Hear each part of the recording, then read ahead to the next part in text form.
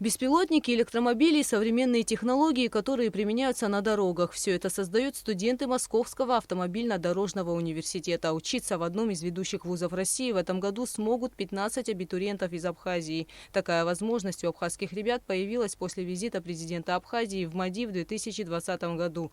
Аслан Бжани сам является выпускником этого университета. Тогда в ходе встречи с руководством вуза была достигнута договоренность о предоставлении лимитов в МАДИ для абитуриентов из нашей республики. И уже сегодня делегация Московского университета находится в Абхазии. Цель визита – посещение Абхазского госуниверситета и средних школ для бесед с абитуриентами. Кроме того, гостей принял министр просвещения и языковой политики Инал Габлия.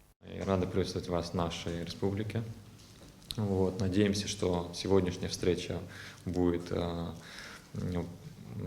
залогом, началом нашего сотрудничества плодотворного с вашим университетом, Московским автодорожным университетом. Поэтому рад, что вы приехали. Московский автомобильно-дорожный университет предлагает абитуриентам из Абхазии широкий выбор специальностей. В первую очередь это направления, связанные со строительством. Ребята могут получить такие специальности, как строительство мостов, строительство автомобильных дорог, строительство туннелей и строительство аэродромов. Еще, если абитуриент хочет стать строителем, он может получить образование и диплом специалиста со сроком обучения 5 или 6 лет, специалитет, и уникальную специальность, которая так и называется – строительство уникальных зданий и сооружений. Также для абитуриентов из Абхазии предлагаются такие специальности, как менеджмент, экономика, подготовка специалистов широкого профиля в области транспорта и технологии транспортных процессов. Последнее направление дает возможность стать высококвалифицированным специалистом в организации дорожного движения, перевозок, обеспечении цепей поставок и логистики. Чтобы поступить в один из ведущих технических вузов России, необходимо принять участие в конкурсе с символическим названием «Все дороги ведут в МАДИ». По его итогам 15 абитуриентов будут зачислены в Московский университет. Учитывая эпидемситуацию, проходить он будет в онлайн-режиме. Участникам нужно зарегистрироваться на сайте университета, отправить паспортные данные и аттестат. До 22 апреля мы призываем ребят зарегистрироваться на нашем сайте grantmadi.ru. И 24 апреля будет проведено онлайн-тестирование по математике. Только по математике. Вопросы, задания по математике, их 25 всего, разбиты на 5 групп по уровню сложности, не выходят за рамки школьной программы. Первые задания могут показаться даже достаточно простыми.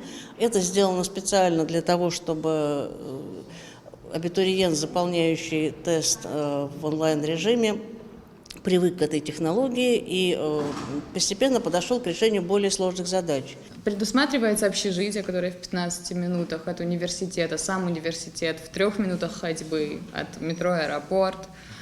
А также предусмотрены стипендии. В МАДИ одни из самых высоких стипендий по Москве, то есть она начинается с 3000. Мы платим всем иностранным студентам стипендию обязательно. Соответственно, размер стипендии уже будет варьироваться от успеваемости каждого студента. Максимальная стипендия у нас около 11-12 тысяч, что очень и очень неплохо.